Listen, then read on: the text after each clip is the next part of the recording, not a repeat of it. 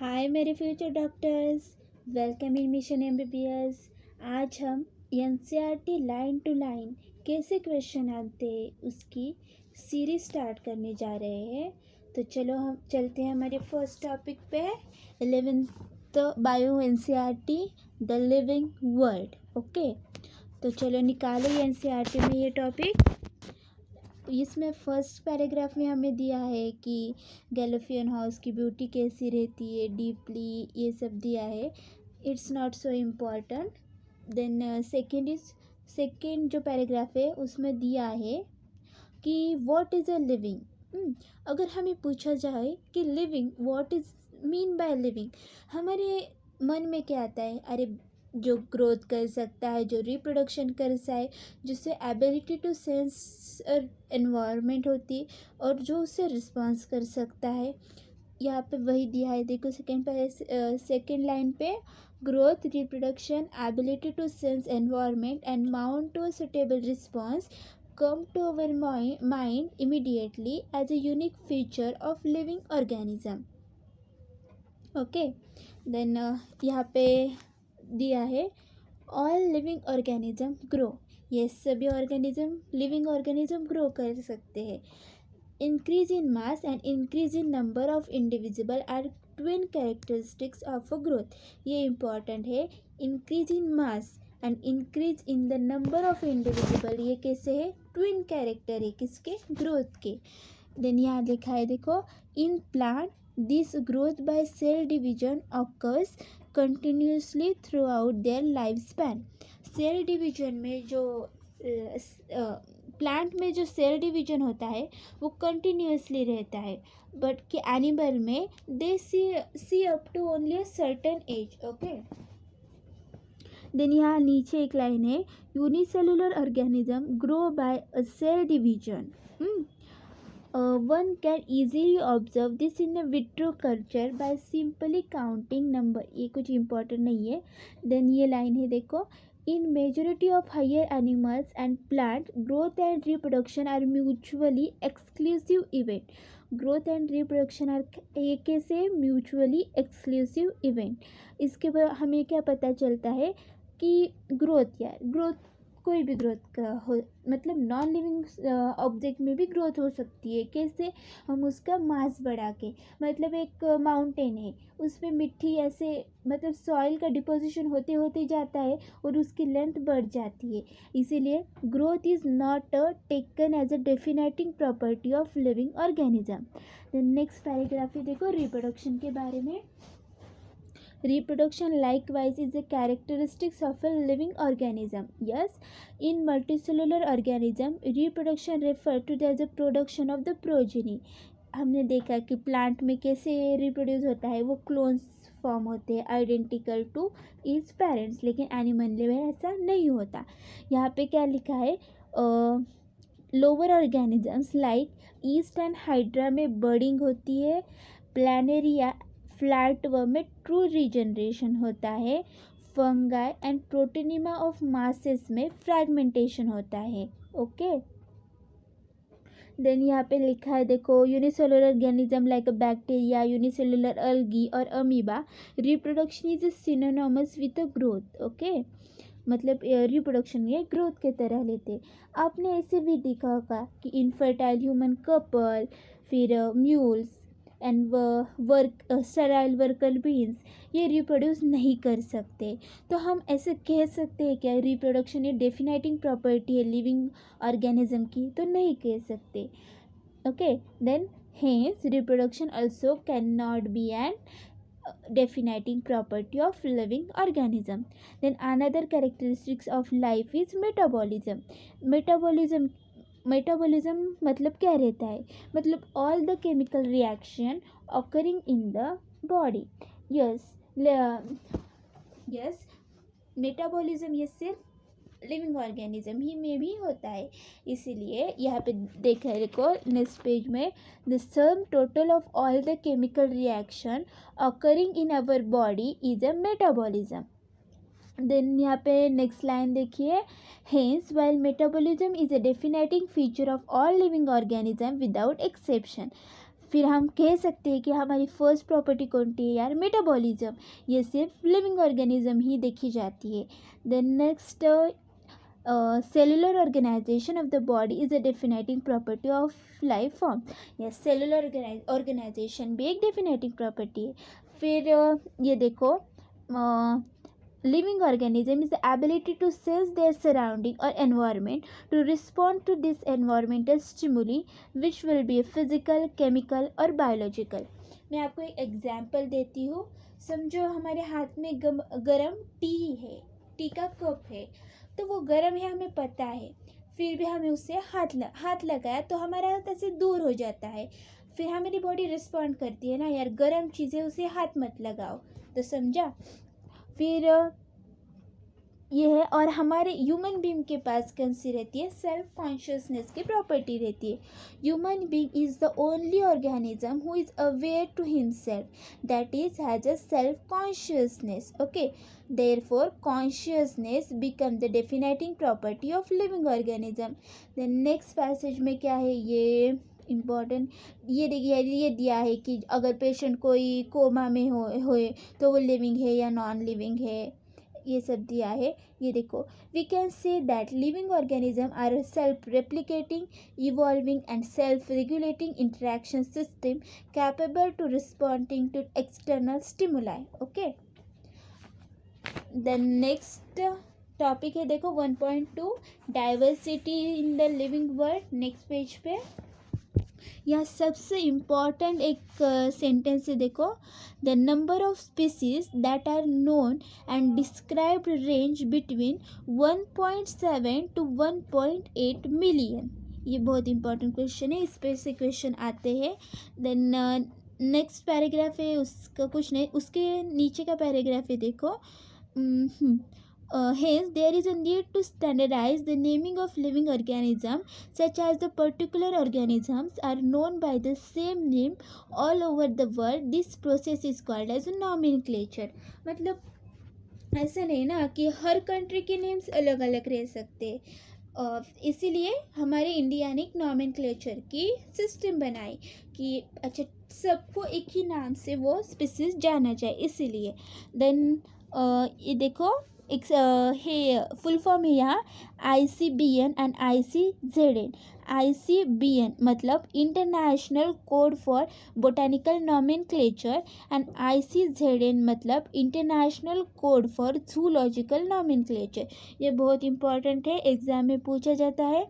फिर हमारे यहाँ बायोनोमियल नॉमेनक्लेचर को लेकर है, ये देखो, biologists follow universally accepted principle to provide a scientific names to know organism. Each name has a two components, मतलब ईच नेम में टू कंपोनेंट्स होते हैं, पहला generic name and second is specific epithet. Okay, generic name and specific epithet. Okay, the system providing a name which two components are called as binomial nomenclature। इसमें to components होते लिए इसीलिए उसे binomial nomenclature कहते हैं। हमारे binomial nomenclature को किसने दिया, हमारे डियर साइंटिस्ट कार्ल्स लिनियस ने। ओके, देन उसके कुछ रूल्स से वो लिखे कैसे जाते हैं इस पे। Then first rule is biological names are generally in Latin and written in italics. They are Latinized or derived from Latin irrespective of their origin. Second one is the first in biological name represented a genus while the second component denoted the species epithet। हमने अभी देखा ये, both the words in a biological name which when handwritten are separately underlined or printed in italics to indicate their Latin origin। Then fourth क्या है, the first word denoting the genus started with a capital letter while a specific epithet started with a small letter. It can be illustrated with the example Mangifera indica। आपकी book में दिया है, देखो Mangifera indica कैसा लिखा है, उसके वो आप देख लो एक बार। देन यहाँ पे नीचे देखो कि अगर साइंटिस्ट का नेम हो, मतलब ये आप कार्ल्स लिनियस ने दिया है, इसीलिए मैंगीफेरा इंडिका के आगे लीन लगाया है। Okay, you can understand this. Then इस पे को टेक्सा देखो, टेक्सा है यहाँ पे. The scientific term of this category is taxa. Taxa हम बोलते हैं. ये पैसेज एक बार रीड कर लो आप. देन यहाँ पर है देखो, based on the characterisation all living organism can be classified into different taxa. This process of classification is called as taxonomy. ये बहुत इंपॉर्टेंट है बेटा, ये आता ही है. देन नेक्स्ट देखो, इसमें मतलब मॉडर्न टेक्सोनॉमिक स्टडीड, हाँ, characterisation, identification, classification and nomenclature are the process that are basic to taxonomy. Then यहाँ पे नेक्स्ट है देखो, पैराग्राफ में, थर्ड पैराग्राफ में दिया है कि the word systematic is derived from the Latin word Systema, which means systematic arrangement of organism. Linnaeus used Systema Naturae as the title of the publication. The scope of a systematics was later enlarged and include identification, nomenclature and classification. Systematics are takes into account evolutionary relationship between organism. Okay, can you understand? Then हम अगले page पे अगले topic पे जाते हैं, taxonomic category.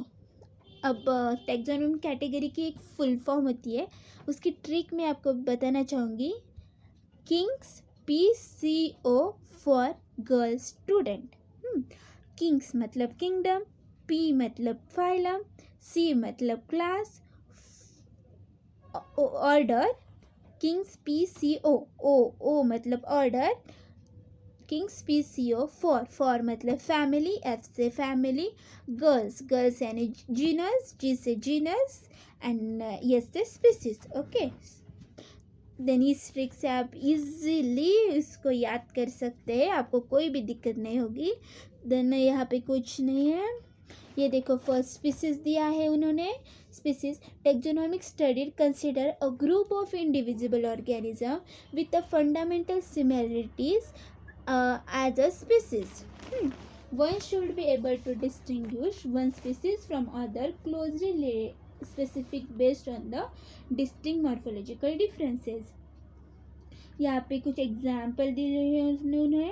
Mangifera indica का Mangifera हमने अभी ही देखा. सोलेनम ट्यूबरोसम पोटैटो की फैमिली, पैंथेरा लायन की फैमिली, उसमें टिग्रीस, पैंथेरा निग्रम, मेलोग्नोसिस एंड होमो सैपियंस में से sapiens is the species. Then genus क्या है? Genus is a comparison of a group related species which has a more characteristics in common comparison to species of other genera. Okay, इसमें lion का Panthera leo, leopards का पीपार्टस, tiger का tigris, ये सब है. Felis, genus Felis including cats. Okay, then family हम देखें, as a group of related genera with still less number of similarities as compared to genus as a species. Then है order मतलब क्या? वही ऑर्डर मतलब ग्रुप ऑफ कॉमन फैमिलीज का ये रहता है उसको. ये देखो यहाँ पे लाइन है third, order and other higher taxonomic category are identification based on the aggregation of a character. उसमें example Carnivora include families like, मतलब कार्निवोरा एक ऑर्डर है. ये देखो क्लास, फिर क्लास भी वो category include related orders. For example Primata, monkey, उसमें कुछ क्या क्या होता है, monkey, gorilla, gibbon is placed in the class Mammalia among the carnivorous and include animals like a tiger, cat, dog and mammals has other orders also. Then हमने phylum देखा. The phylum आता पता है ना एग्जाम्पल फाइलम के. अब हमारा animal kingdom animal आपने देखा होगा, तो उसमें अलग अलग फाइलम प्रोटिस्टा, फाइनली कैनोडर्माटा, फाइलम हेमिकॉर्डेटा, ऐसे अलग अलग फाइलम होते हैं. फिर किंगडम, हमारे किंगडम तो कौन से आपको पता है ना, kingdom Protista, kingdom Monera, kingdom fungi, kingdom Plantae and हमारा किंगडम एनिमलिया. ओके, यहाँ पे एक चार्ट है देखो, उसमें man, house fly, organism with their taxonomic category 1.1 table. उसमें देखा है man, Homo sapiens, Homo, Hominidae, order Primata, class Mammalia, phylum and division कोऑर्डिनेटा। उसके फर्स्ट के लिए ट्रिक है, देखो फैमिली से हमारा पीएम चोर है ना। हमारा मतलब होमिडी, ऑर्डर पी मतलब प्राइमेटा, यम मतलब मैमेलिया एंड चोर का सी मतलब कोऑर्डिनेटा। ये देखो है ना। Then second is house fly Muscidae, Diptera, Insecta, Arthropoda. Music दिया लक्ष्य ठेवा, म्यूजिक दिया ध्यान में रखो। यम से म्यूसिडिया, दिया से डिप्थेरिया। देन मैंगो के लिए ट्रिक है, देखो फैमिली से मैंगो आने से दिल के आंगन में खुशी आई, ये ध्यान में रख देना। देन हमारे टेक्सोनॉमिक एड से देखो मतलब तरीके जिसमें क्लासिफिकेशन अच्छे से समझ आ सकता है हमें। फिर यहाँ पे फर्स्ट है देखो हर्बेरियम में क्या करते हैं, is store house of a collected plant specimens that are dried, preserved on sheets, like a library of a preserved plant. Further, these sheets are arranged according to universally accepted। देखा। फिर वो herbarium sheet पे मतलब एक sheet रहती है, उसमें plants के मतलब जो लीव्स होते हैं उन्हें ड्राइड करके रखा जाता है। वो हर्बेरियम शीट में क्या क्या लिखा रहता है एक साइड पे, वो देखो लास्ट फोर्थ लाइन है देखो। The herbarium sheets also carry a label providing information about date and the place of collection, English, local and botanical names, finally collector names etc. Okay ये सब होता है।